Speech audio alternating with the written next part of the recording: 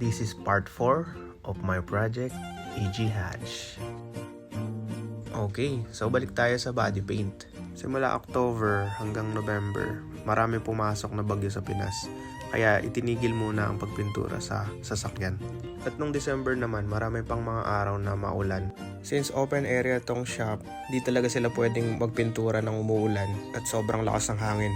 Baka magkaroon ng moist itong pintura. January 2026 na nakapag-resume ang pagpintura ng EG Hatch. So nang pag-visit ko doon, lahat ng exterior parts napinturahan na ng puti. Next update, nabuga na din nila ng dilaw. Nadatnan ko pa ang pagbuga nila ng last layer ng dilaw before nila ito'y top coat. Kung babalikan nyo yung mga unang part ng video, simula sa ilalim, sa loob, hanggang labas, naka 3.5 kaming galon ng pintura dito. Sa dilaw lang yun wala pa yung puti at top coat. Share ko lang din pala tong napanood kong video sa Facebook kay mardbody_mbr. Nagandahan kasi ako dito sa card holder nila. So niniisip ko kung papagawa na din ako ng ganito. Kasi iuwi ko din yung hatch ng walang makina, walang gulong, walang interior. Siyempre ipapagawa natin kay Boss Ken. Pinakita ko sa kanya yung design, kaya yun, nag-start na siyang magsukat. Tapos pumunta kami sa hardware kung saan kami makakabili ng mga gulong na gagamitin.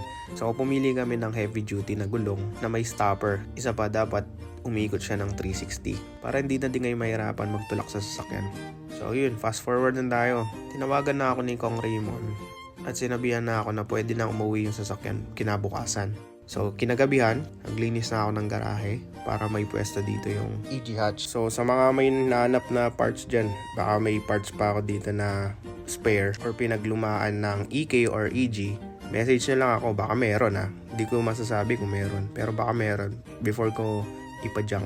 Excited tayo. Tapos na din siyang mapintura, so iuwi na natin yung EG Hatch. Let's go! Malayo pa lang, tanaw na yung sasakyan. Highlighted sa daan Ayan, naka-display siya sa side ng daan. Ready for pickup na. Ito pala yung ginawa ni Boss Ken na holder or cart ng sasakyan. Dalawang rectangle yan. Isa sa harapan at isa sa likuran. Tapos naglagay lang siya ng mahabang tubo sa gitna para stable siya. Hindi siya ganong magalaw if ever man. Tignan nyo gaano kadali gamitin tong cart. Madaling i-maniobra tong sasakyan. Kasi kahit parallel namin siyang itulak, pwede. Since nagti-360 ang 4 na gulong na to.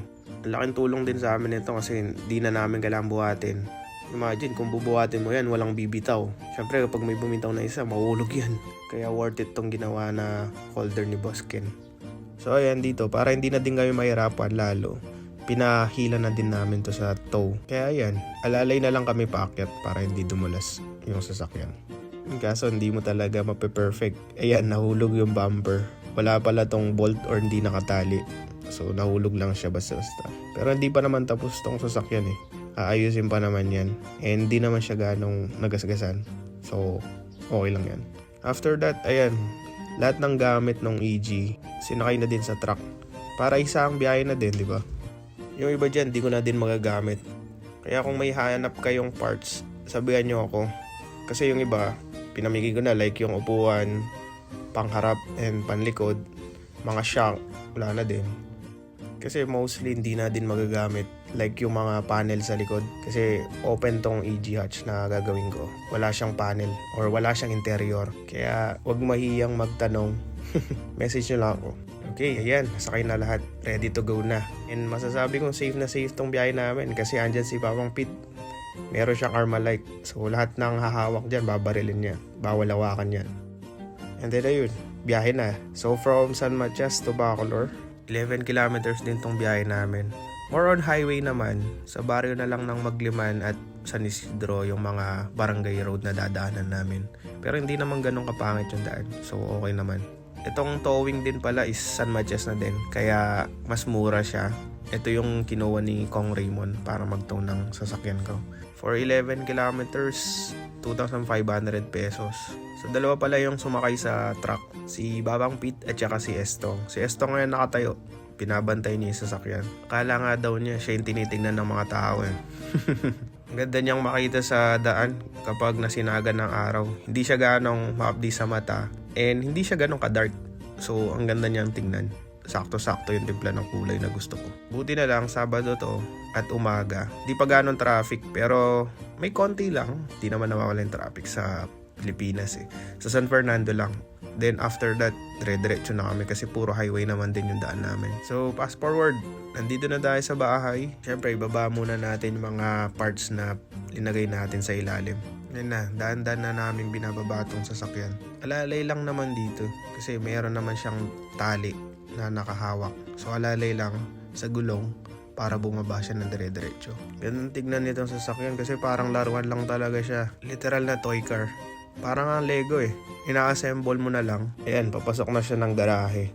Diba? Ang dali lang. Kasi 360 yung ikot ng mga gulong. Kaya hindi mo na siya kailangan i-maneuver pa. So itulak mo lang, ikot na. So ayan, dire-diretso lang. Pasok na sasakyan sa garahe. Ayan, pinuwesto lang namin siya na hindi siya ganong kaabala sa daan. Tapos, pwede nang i-lock yung mga gulong. So kailangan ko pala umorder ng transparent na cover. Baka mapuno to ng kalikabok. Hanggang dito na lang muna ang part 4. Please follow para sa next update ng aking project, EG Hatch.